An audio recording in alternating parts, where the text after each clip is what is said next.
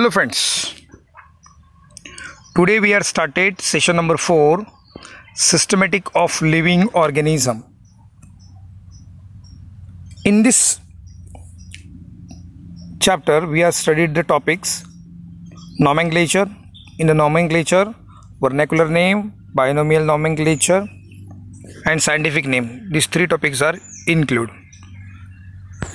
So what is nomenclature? Nomenclature means उसको हम लोग नामकरण बोल सकते हैं. What is nomenclature?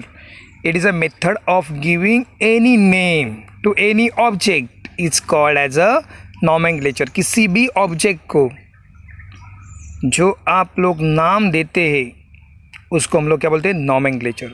So it is a method of giving name to any object. वो साइंटिफिक नेम हो सकता है या वर्नेकुलर नेम हो सकता है, कॉमन नेम हो सकता है. So it is a method of giving name to any object. It's called as a nomenclature. So now nomenclature has two main purpose. किसी भी ऑब्जेक्ट को आप लोग जो नाम देते हैं उसका मेन ऑब्जेक्ट क्या है? It help to proper communicate. आपके नाम से पुकारा होगा तो आप लोग बहुत सारे भीड़ में आपके नाम से पुकारा तो आप लोग बराबर हाथ ऊपर करोगे एक ही नाम से होगा बंदा.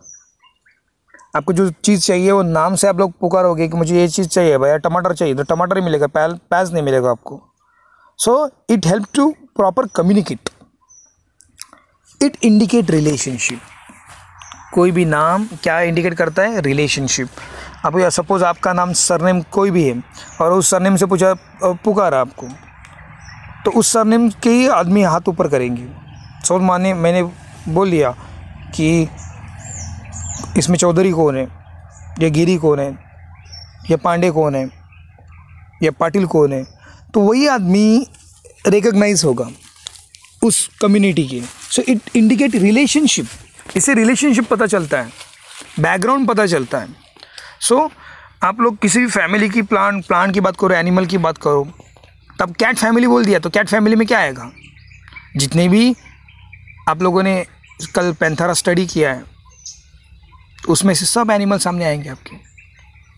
सो इट मेन पर्पस क्या है? It proper communicate and it indicate proper relationship. This are called as a nomenclature. इसको हम लोग क्या बोलते हैं? Nomenclature. So now first one is a vernacular name. अभी नॉमेनक्लेचर में पहला मेथड है, पहली टाइप से vernacular names. So what is vernacular name? It is a method of giving name in particular region, in particular language is known as vernacular names. किसी भी एक reason में, किसी भी एक लैंग्वेज में, किसी एक भाषा बोल सकते हैं ना लैंग्वेज को हम लोग, तो जो नाम दिया जाता है उसको हम लोग क्या बोलते हैं? Vernacular name. And now this vernacular names are also known as common. इसको हम लोग कॉमन नेम बोलते हैं. It is differ from language to language, state to state, religion to religion, country to country, ये सब में अलग अलग रहता है vernacular names. This are differ. Okay. अभी now this vernacular names are given in India. We are given in English. किसे हिंदी में देते हैं, गुजराती में देते हैं, मराठी में देते हैं, कई भाषाओं में हम लोग उसका नाम देते हैं. But this names are not common. हम लोग कॉमन नेम बोलते हैं उसकी, मगर हर एक लैंग्वेज में this names are differ from language to language, area to area. Okay. Now what is main उसका ड्रॉबैक क्या है? It do not communicate the necessary information. जो कॉमन नेम है वो कोई प्रॉपर नेसेसरी इंफॉर्मेशन कम्युनिकेट नहीं कर सकती है. आपको एग्जाम्पल बाद में बताऊंगा आपको. Okay, now these names are differ in language to language and is differ in the other part of the region. These names are not easier and meaningful. ये नाम इतना easy भी नहीं रहता और meaningful भी नहीं रहता है. अब suppose एक एग्जाम्पल लिया, चीकू को हम लोग चीकू बोलते हैं, but now in South Indian they are called as a sapota बोलते हैं. ओके. तो अलग हुआ ना, वहाँ पे जाके चीकू बोल के उनको चीकू नहीं समझ में आएगा. So this names are not easier and meaningful. हर एक लैंग्वेज की उनके हिसाब से उस लैंग्वेज में वो this are the easy name, मगर जिसको लैंग्वेज समझ में नहीं आती है वो नाम उसको ईजी नहीं जा सकता है. So and it create a confusion and misunderstanding. ये नाम क्या करते हैं? Confusion and misunderstanding and these are not universally accepted. ये यूनिवर्सली एक्सेप्टेड नहीं है। तो अभी हम लोग पॉइंट पे जाएंगे, create a confusion and misunderstanding. ये कंफ्यूजन क्या क्रिएट करते हैं? अभी आम का सीज़न चालू है तो हम लोग हिंदी में आम बोलते हैं, मराठी में क्या बोलते हैं? आंबा बोलते हैं, गुजराती में कैरी बोलते हैं, ओके, नेपाली में आप बोलते हैं। तो ये संस्कृत में हम लोग दूसरा नाम है। So it is differ from language to language. ये क्या क्रिएट कर रहा है? कंफ्यूजन क्रिएट कर रहा है। आप लोग किसी गुजराती को बोला, किसी मराठी आदमी को बोला कैरी दे दो, गुजराती आदमी है और मराठी को बोला कि कैरी दे दो, तो मराठी आदमी क्या करेगा? कच्चा आम देगा, बराबर है। और गुजराती को क्या चाहिए? पका हुआ आम। वो तो कैरी बोलता है पका हुआ आम को। हुआ ना कंफ्यूजन। चलो मान लिया हम लोग दूसरे कंट्रीज़ में गए और वहाँ पे हम लोगों ने मैंगो मांगा। फ्रेंच लैंग्वेज है, दूसरी लैंग्वेज है, जहाँ सब जगह इंग्लिश यूज़ नहीं होती है, जापानीज़ में या चाइनीज़ में, वहाँ पे वो गाली होगी तो अपने को थप्पड़ मिलेगा क्योंकि ये नाम क्रिएट क्या करते? कंफ्यूजन करते।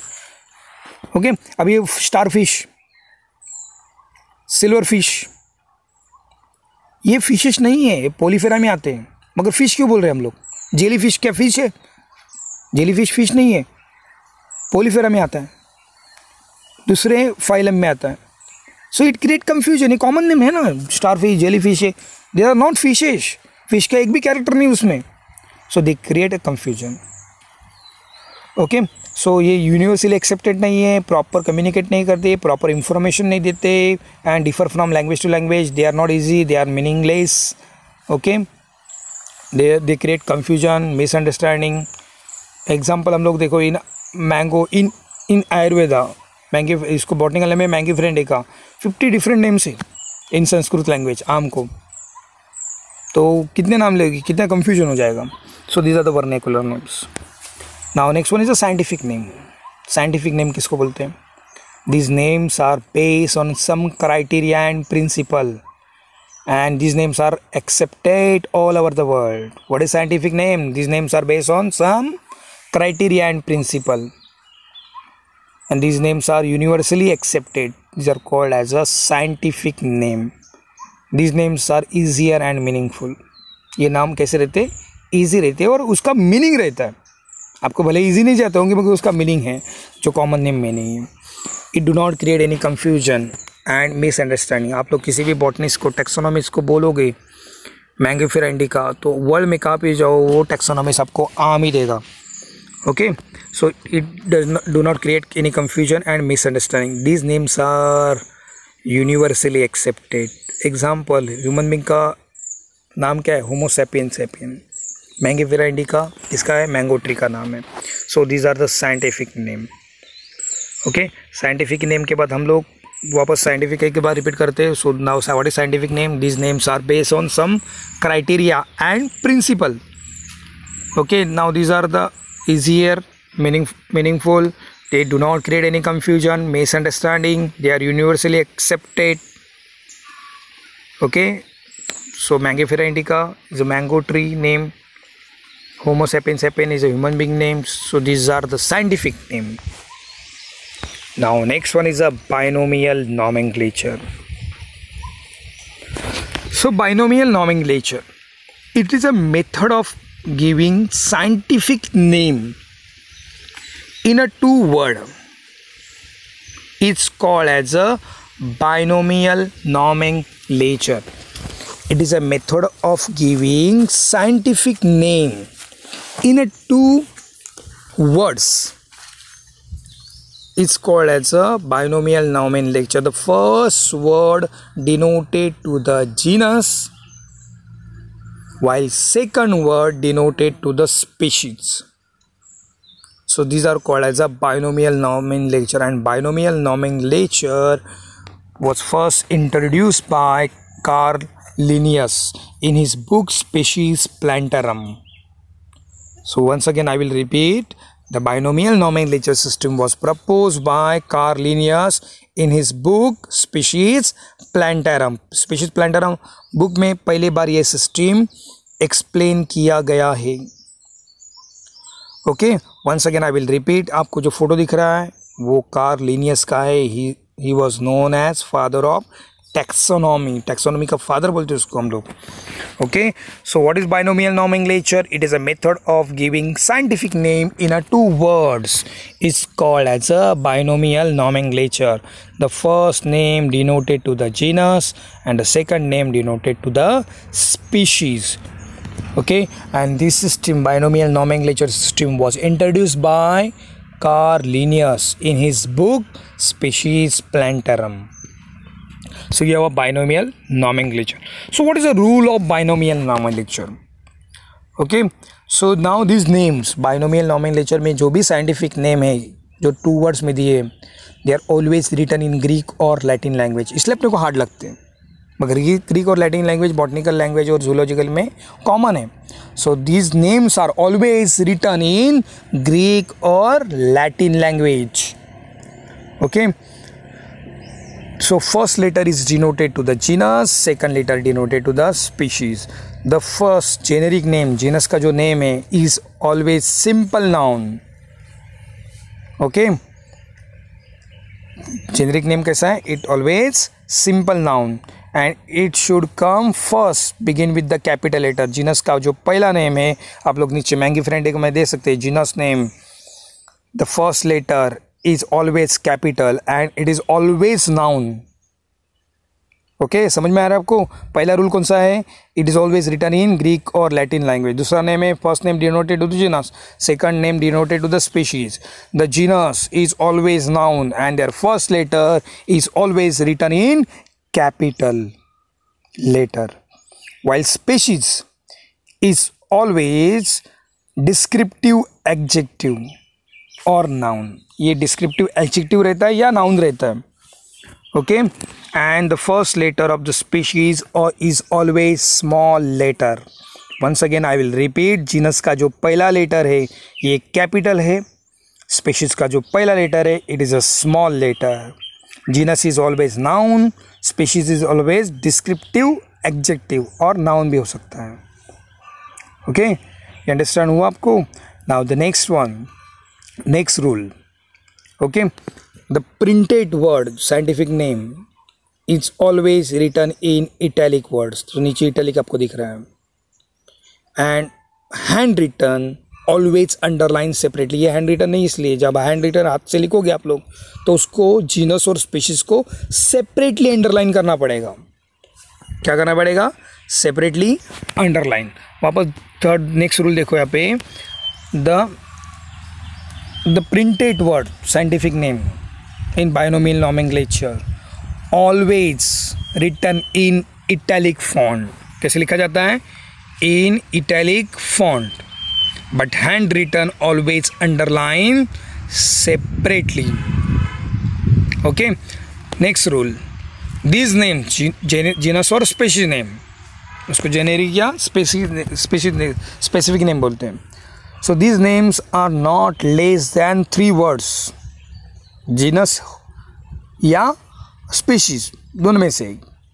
नहीं तो आप लोग जीनस स्पीशीज कंटिन्यू वर्ड गिनोगे बोले ज़्यादा है, ऐसे नहीं.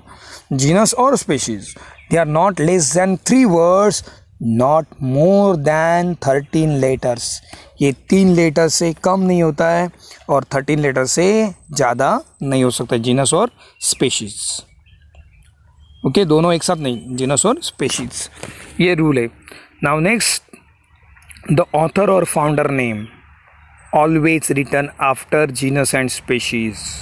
सो नीचे आपको डायग्राम में मैंगिफेरा इंडिका दिया है और लास्ट में एल लिया. एल इज ए लिनियस, इसने प्लांट ढूंढ के रिपोर्टेड किया था.